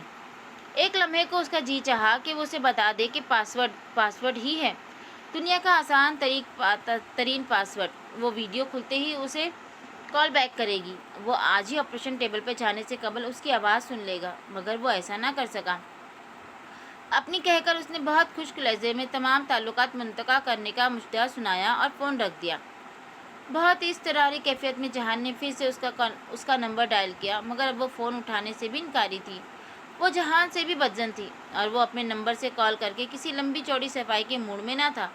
بددلی سے اس نے فون ایک طرف ڈال دیا۔ آپریشن سے قبل ڈاکٹر نے آخری دفعہ اس سے پوچھا تھا، کیا تمہیں یقین ہے کہ تم آپریٹ کروانا چاہتے ہو؟ وہ اس وقت آپریشن ٹیبل پر لیٹا تھا، ہسپتال کے سبز گاؤن میں ملبوس۔ اس کا چہرہ بھی پسماندہ لگ رہا تھا۔ آخری دفعہ اس نے آپریشن تھیٹر کی چھت، لائٹس اور تیار ہوتے ڈاکٹرز اور اسٹاف کو دیکھا اور سر ہلا دیا۔ وہ اپنے رسک پہ سرجری کروا رہا تھا، سارے سوز و زیاں اس کے کھاتے میں ہی لکھے جانے تھے۔ جب انستھیز دینے ایک ڈاکٹر اس کے قریب آیا تو اس کا جی چاہا کہ وہ انہیں روک دے۔ وہ سرجری نہیں چاہتا تھا، وہ اندھا نہیں ہونا چاہتا تھا، وہ اپاہج نہیں ہونا چاہتا تھا، مگر الفاظ نے جیسے اس کا ساتھ چھوڑ دیا۔ چہرے پہ ماسک لگتے وقت اس کا سارا جسم سن پڑ گیا، آنکھیں بند ہو گئی، ہر طرف اندھیرا تھا، جیسے سیاہ مخمل کا کوئی پردہ ہو، جیسے بنا تاروں کے رات کا آسمان ہو۔ کتنے گھنٹے گزرے، کتنے پہر بیتے وہ نہیں جانتا تھا۔ جب حسیات لوٹی تو پلکوں سے ڈھیر سارا بوجھ اترا۔ اس نے دھیرے سے آنکھیں کھولی۔ وہ ہسپتال کے لباس میں ہی تھا، مگر کمرہ مختلف تھا۔ اس نے پلکیں جھپکائی، دھندلا منظر واضح ہوا۔ وہ اب دیکھ سکتا تھا کہ آپریشن کامیاب ہوا تھا۔ سسٹر اسے جاگتے دیکھ کر فوراً باہر چلی گئی۔ اس کی واپسی اس کے سرجن کے ساتھ ہو گیا۔ اس نے ڈاکٹر کو دیکھ کر لبوں کو ذرا سی جنبش دی۔ نہیں، ہم نے آپریٹ نہیں کیا۔ ڈاکٹر اس کے قریب آئے اور بتانے لگے، تم بے ہوشی کے دوران بار بار کہہ رہے تھے کہ ہم تمہیں جانے دیں، تمہاری ماں کو تمہاری ضرورت ہے۔ اس کے بعد میں یہ آپریشن نہیں کر سکتا تھا۔ رسک فیکٹر تم جانتے ہو۔ اوہ، ایک تھکی ہوئی سانس لبوں سے خارج کر کے اس نے آنکھیں موند لی۔ تم کچھ وقت لے لو، خود کو ذہنی طور پر تیار کر لو، پھر ہم تمہاری سرجری کریں گے۔ آپ ٹھیک کہہ رہے ہیں۔ اس نے اس بات میں سر ہلا دیا۔ ہسپتال سے چھٹی ملنے پہ وہ اپنے ہوٹل واپس چلا آیا۔ ڈاکٹر ٹھیک کہتا تھا، اسے یہ خطرہ مول لینے سے قبل خود کو مکمل طور پہ راضی کرنا تھا۔ ہوٹل کے کمرے میں بیٹھے اس نے اپنا ترکی والا نمبر آن کیا اور ایک ایک کر کے وائس میسیج سننے لگا جو فون بند ہونے پہ کالرز نے ریکارڈ کروائے تھے۔ چوتھا میسیج ممی کا تھا۔ جہان، کیا تم شہر میں ہو؟ تمہارے ابا کی طبیعت بگڑ گئی ہے، میں انہیں ہسپتال لے کر جا رہی ہوں۔ وہ ایک دم سیدھا ہو کر بیٹھ گیا اور جلدی سے اگلا میسیج کھولا۔ جہان، تمہارے ابا کی ڈیتھ ہو گئی ہے۔ اسے لگا کسی تیز رفتار ٹرک نے اسے کچل دیا ہے۔ وہ بالکل سن سا رہ گیا۔ ممی کے میسیجز کے بعد دیگر فون پہ چل رہے تھے۔ میں باڈی لے کر پاکستان جا رہی ہوں، تم جہاں بھی ہو کوشش کرنا جنازے پہ پہنچ جاؤ۔ الفاظ تھے یا چابک؟ اس کی ماں کو اس کی کتنی ضرورت تھی، وہ کتنی اکیلی ہوگی، وہ کتنی دکھی ہوگی، سب بے حساب تھا۔ وہ مشکل وقت میں ان کے پاس نہیں پہنچ سکا، وہ مشکل وقت میں کبھی ان کے ساتھ نہیں ہوتا تھا۔ ابا چلے گئے اور وہ ان کا آخری چہرہ بھی نہیں دیکھ سکا۔ زندگی بھی بعض دفعہ ہماری مرضی سے زیادہ قربانیاں مانگ لیتی ہے، ہماری مرضی سے زیادہ۔ بے شک جلد از جلد پاکستان پہنچنا ممکن نہ تھا۔ اس کی آزادی کی ڈور کسی اور کے ہاتھ میں تھی۔ اجازت، پروٹوکول، احتیاط، اور وہ ابا کے جنازے کے تیسرے دن اسلام آباد پہنچ سکا۔ اگر وہ ڈی ایکٹیویٹ نہ ہوتا تو شاید تب بھی نہ پہنچ سکتا۔ جب حیا کی دوست کی ڈیتھ ہوئی تھی تب فرق تھا، اب حالات دوسرے تھے۔ اس رات جب وہ ایئرپورٹ پہنچا تو سب سے پہلے اس نے حیا کو کال کی۔ وہ اس کے گھر کا راستہ جانتا تھا، مگر اس کو پہلے قبرستان جانا تھا۔ وہ پچھلے 3-4 راتوں سے مسلسل حالت سفر میں تھا اور وہ مشکل سو پایا تھا۔ سر درد بھی ویسا ہی تھا۔ اس کو اپنے باپ دادا سے ملے بغیر سکون نہیں مل سکتا تھا۔ حیا خاموش سی تھی، اس کی خفگی، گریز، سنجیدگی، وہ سب سمجھ رہا تھا۔ اپنے باپ اور دادا کی قبروں کے سامنے پنجوں کے بل بیٹھے اس نے بہت سے بیتے لمحوں کو یاد کرنا چاہا۔ तल्ख बातें, कड़वे लम्हे, अधूरी यादें, पूरे दुख। वो घर आए तो हया ने उसे उसका कमरा दिखाया। वो जूतों समेत बिस्तर पे उस इरादे से लेटा कि अभी चाय पिएगा, फिर मम्मी के उठने का इंतज़ार करेगा। वो फजर पे उठेंगी तो वो उनसे मिल लेगा, लेकिन थकावट और सर दर्द की वजह से उसकी वहीं आग लग गई। जब वो जागा तो दोपहर हो चुकी थी। साइड टेबल पे चाय की प्याली पड़ी थी। हया उसके लिए फ़ौरन चाय ले आई थी। उसका मतलब था कि उसकी खफगी इतनी नहीं थी कि वो उसे दूर न कर सके। वो फ्रेश होकर नीचे आया तो फुरकान मामू समेत सब नीचे बैठे थे। हया वहाँ नहीं थी। वो अपनी दोस्त के साथ शॉपिंग पे गई थी। हया और उसके शौक। फुरकान मामू और साइमा ममानी उसे बातों बातों में काफ़ी सुना गए। उनके नज़दीक उसका रवैया काबिल मसम्मत था। बेटा बाप के जनाजे पे ना पहुंच सके, ऐसी भी क्या मसरूफियत। वो खामोश रहा। रात खाने पे फातिमा उमानी ने उसका प्रोग्राम पूछकर बहुत अपनाई से कहा था, अलग अपार्टमेंट की क्या ज़रूरत है, यही घर है सबीन का। वो कितने ही दिन बाद पहली दफ़ा मुस्कुराया। वक्त कैसे बदलता है, लोग कैसे बदलते हैं, रिश्ते कैसे बदलते हैं। फातिमा उमानी की ख्वाहिश भी बजा थी, मगर उसे लगता था कि उसके मुल्क में सॉरी मगर उसे लगता था कि उसके नसीब में इस मुल्क में रहना लिखा ही नहीं है। हाँ, शायद जब वो तुर्की के लिए नाकारा हो जाए तो कुछ अरसा यहाँ रह जाए। अल्लाह। लेकिन अपने प्लान्स वो उन लोगों से अभी शेयर नहीं करना चाहता था। हया उससे वैसे ही खिंची खिंची सी रहती थी, कभी शॉपिंग के बहाने, कभी किसी और काम के लिए। वो उसको साथ ले जाता, उससे हल्के फुल्के अंदाज में बात करने की कोशिश करता, लेकिन वो ज़ीरो ही रही।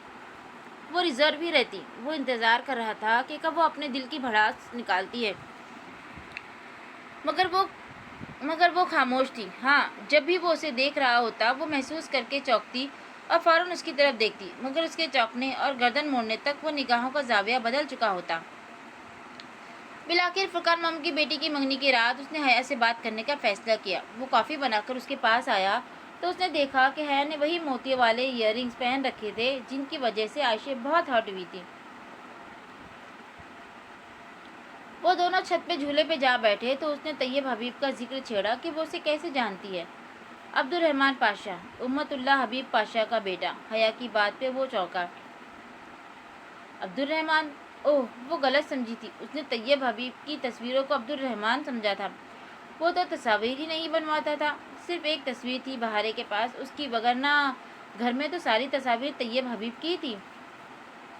जवाब में वो उसे पूरी रवादात सुनाई गई। वो बिल्कुल खामोशी से सुने गया। वो सब पहले से जानता था, सो क्या तबसरा करता। सिर्फ एक बात नहीं थी, हया ने पाशा बे पर काफ़ी उलटी थी। वेरी गुड, पाशा बे ने ये बात नहीं बताई थी, मगर वो अपनी बीवी की खुदादाद सलाहियतों को वेरी गुड, पाशा बे ने ये बात नहीं बताई थी, मगर वो अपनी बीवी की खुदादाद सलाहियतों को कैसे भूल गया। हया ने अभी तक वो यूएस भी नहीं खोली थी, सो वो चंद आधी सच्ची और आधी फर्जी वजाहतों से उसको वक्ती तौर पर मुतमईन करके बात ख़त्म कर गया। असल बात यह थी कि उनके दरमियान एतमाद का रिश्ता कायम हो चुका था। हया ने अपनी तरफ की सारी कहानी सुना डाली थी। वो भी अपनी कथा सुना चुका था, मगर हया ने अभी वो सुनी नहीं थी।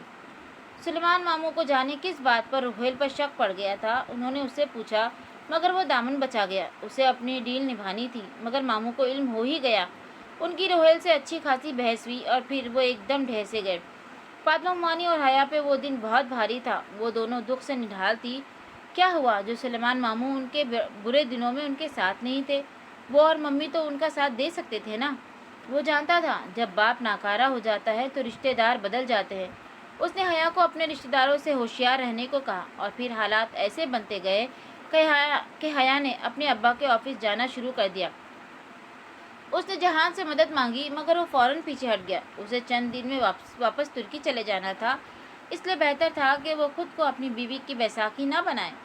आजकल उसने हया से उसकी गाड़ी ले रखी थी। उसे अपने कामों के लिए जाना होता था, सो उसे ये कार हथियानी ही थी।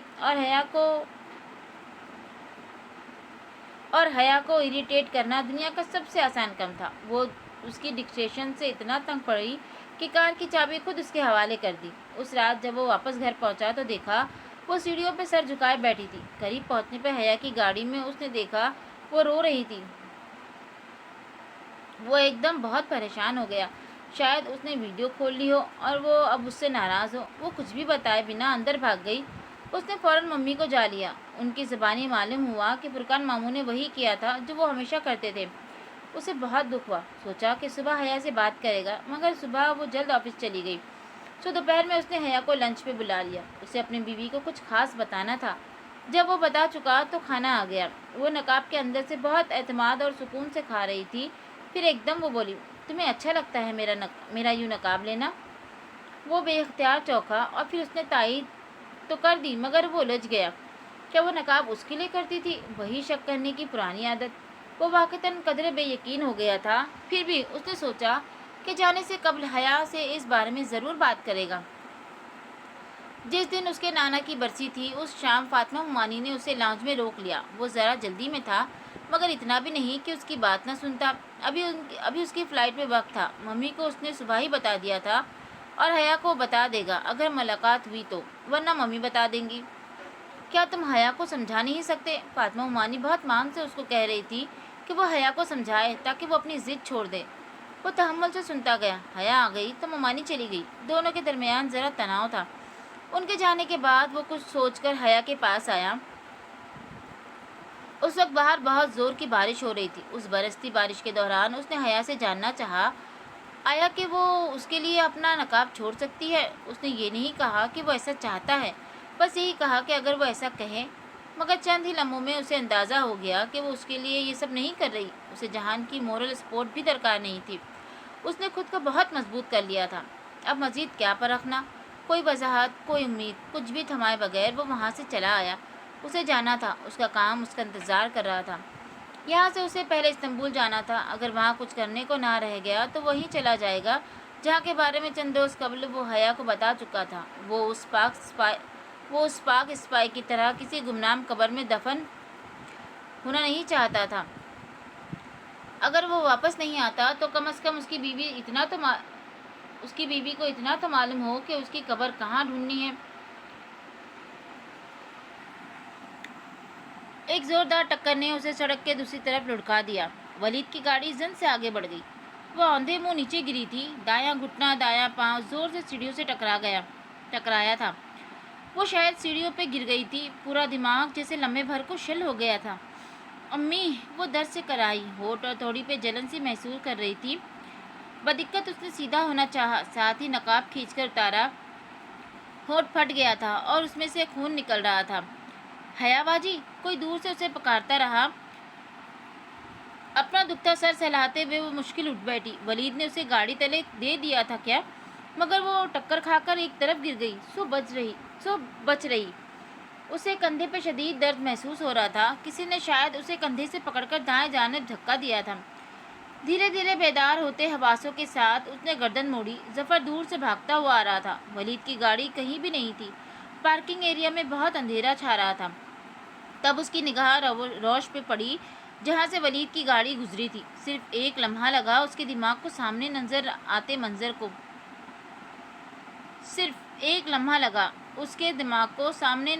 منظر کو سمجھنے میں، اور دوسرے ہی پل جیسے اس کی ساری توانائی واپس آ گئی۔ وہ بدحواس سی ہو کر اٹھی۔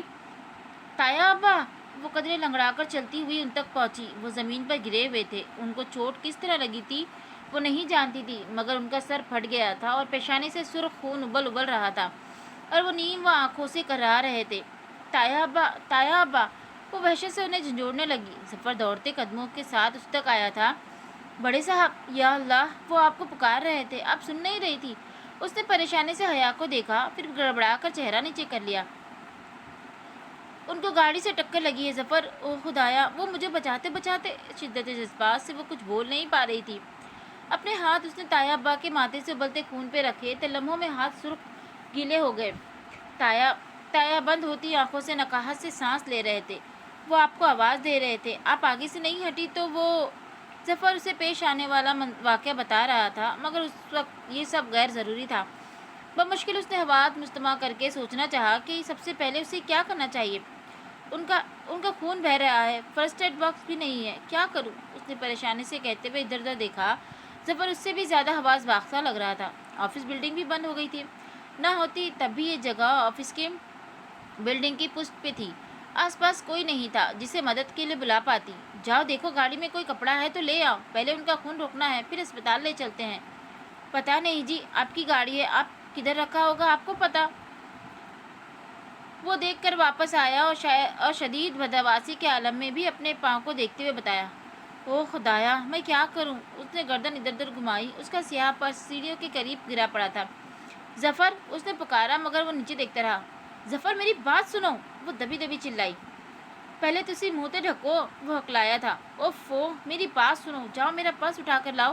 کہنے کے ساتھ ہی ظفر اٹھا اور بھاگ کر اس کا پرس لے آیا۔ پرس میں ایسا کچھ نہیں تھا، تایا کی سانس کی ہلکی ہوتی آوازیں ویسے ہی سنائی دے رہی تھی۔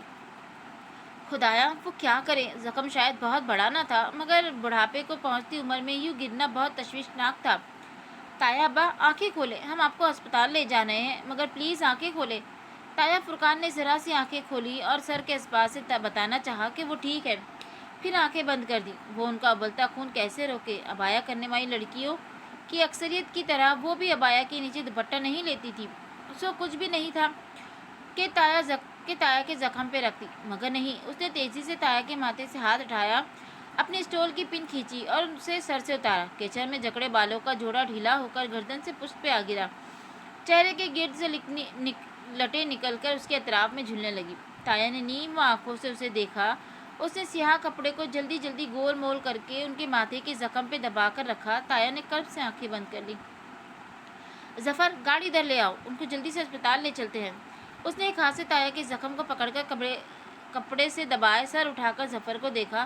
وہ ہکا بکا سے اسے دیکھتا رہا تھا۔ ظفر، گاڑی ادھر لے کر آؤ، وہ غصے سے زور سے چلائی۔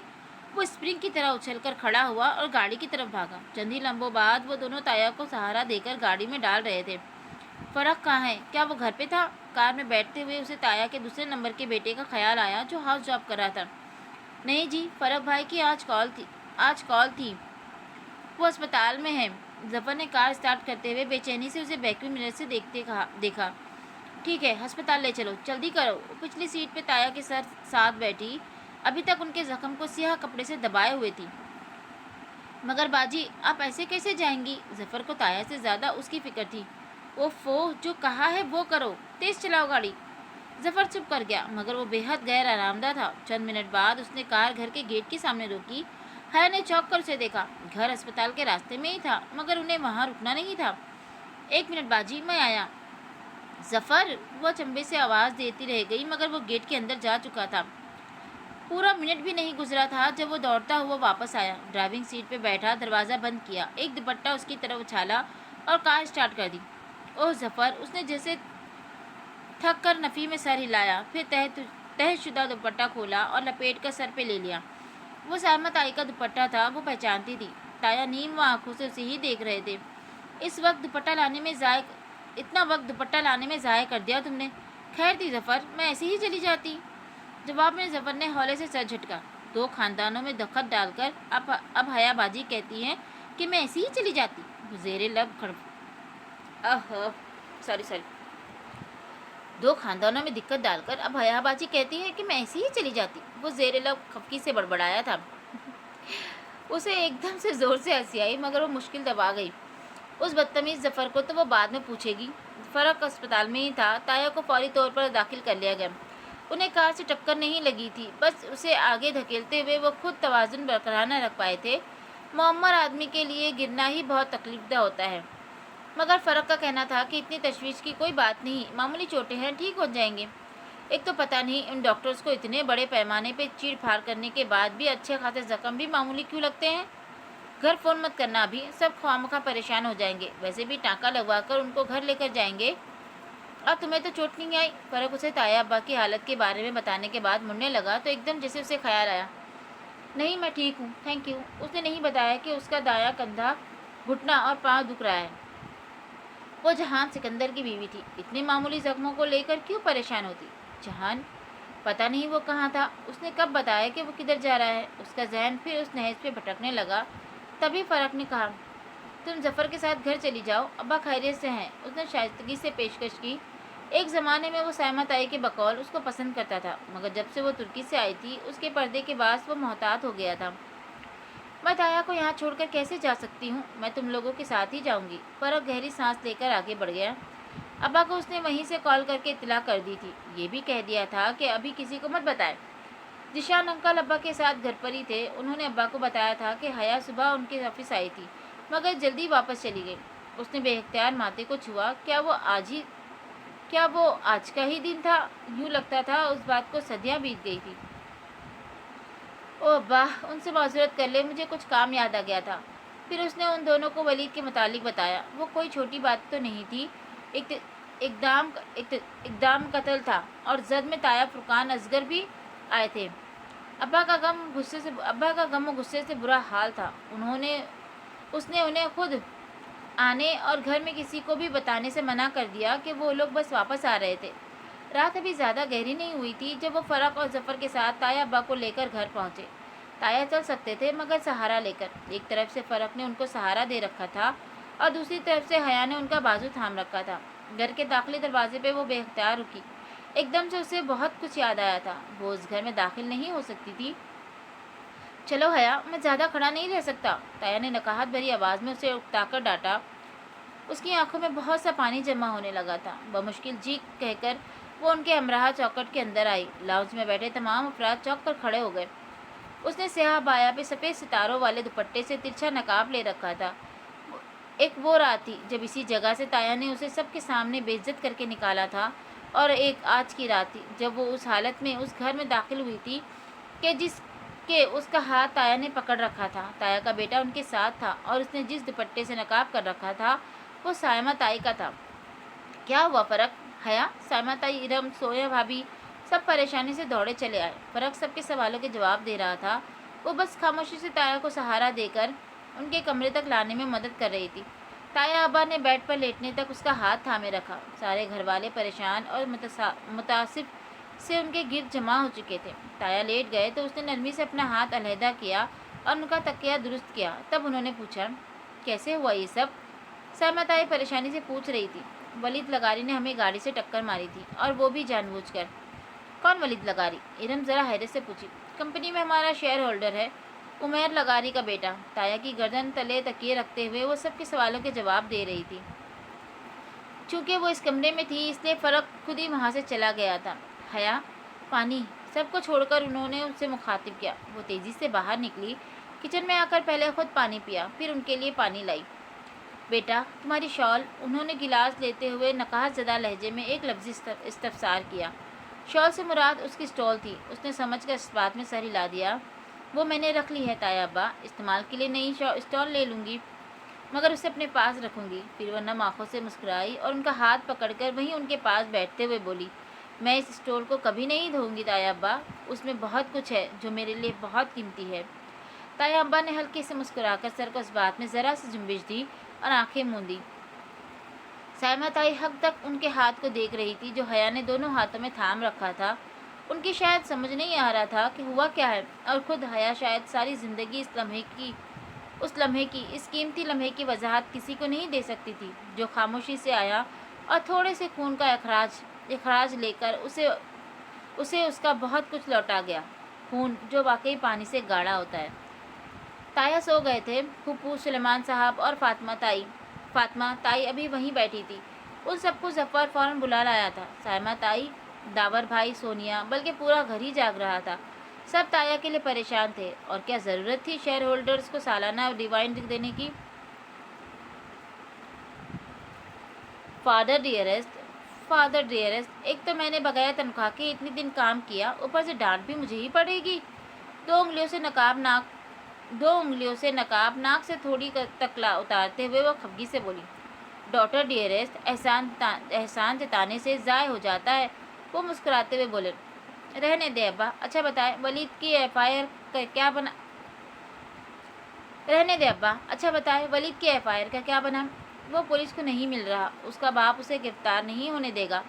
بہرحال میں اس کو ایسے جانے نہیں دوں گا۔ ایک دم سے وہ سنجیدہ نظر آنے لگے تھے۔ لیکن اس وقت میں نے تمہیں کسی اور بات کے لیے بلایا ہے۔ جی کہیے۔ اس کا دل زور سے دھڑکا تھا۔ ابا اپنی بیماری کے بعد بہت سے معاملات سے دور رہے تھے، پھر بھی ان کے کانوں تک بہت کچھ پہنچ گیا تھا۔ یقیناً، اور بالآخر انہوں نے حیا سے دو ٹوک بات کرنے کا فیصلہ کر لیا تھا۔ یہ جہان صاحب واپس کیوں گئے ہیں؟ اسے کام تھا کچھ، آ جائے گا کچھ دن میں واپس۔ سائمہ بھابھی کچھ اور کہہ رہی تھی، وہ سوچتی نگاہوں سے اسے دیکھتے ہوئے بولے۔ حیا نے لاپرواہی سے شانے اچکائے۔ سائمہ تائی تو دادی پہ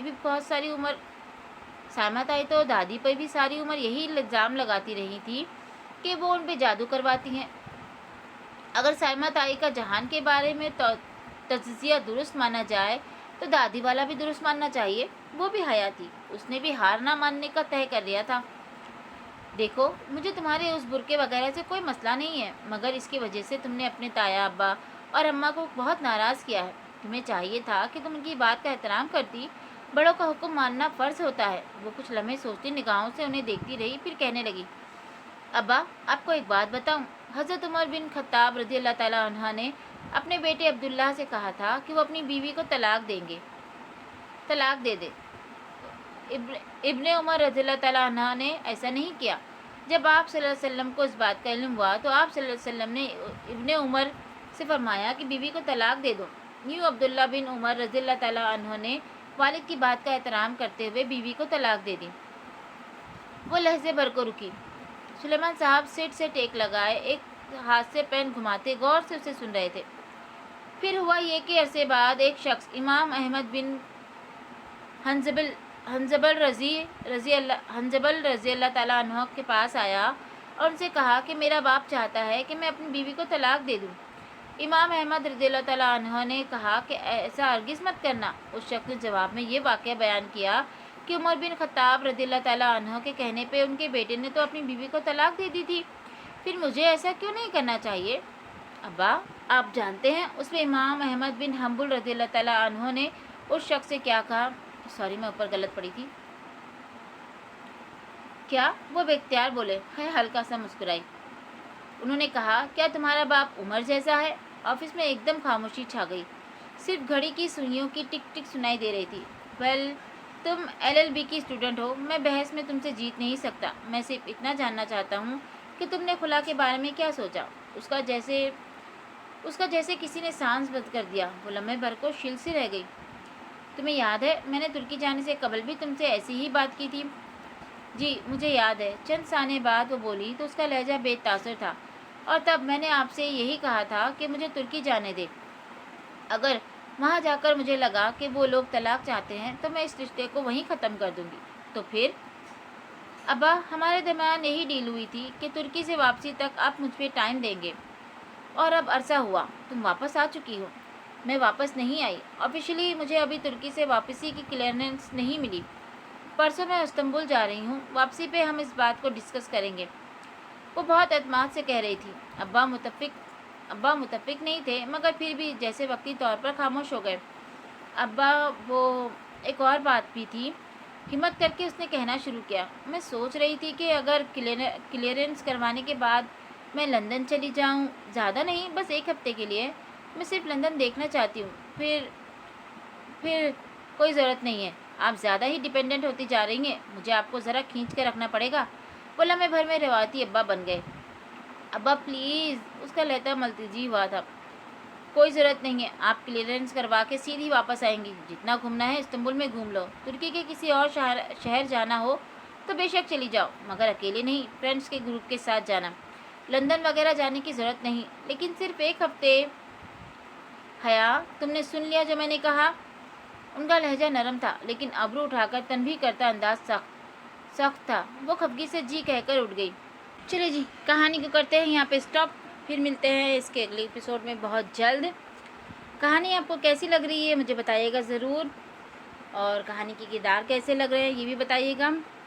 اگر آپ میرے چینل پہ نئے ہیں تو لائک، شیئر اور سبسکرائب بھی کر دیں۔ پلیز میرے چینل کو سبسکرائب کر دیں۔ بس اتنا ہی، باقی پھر ملتے ہیں اگلے ایپیسوڈ میں۔ تب تک کے لیے اللہ حافظ۔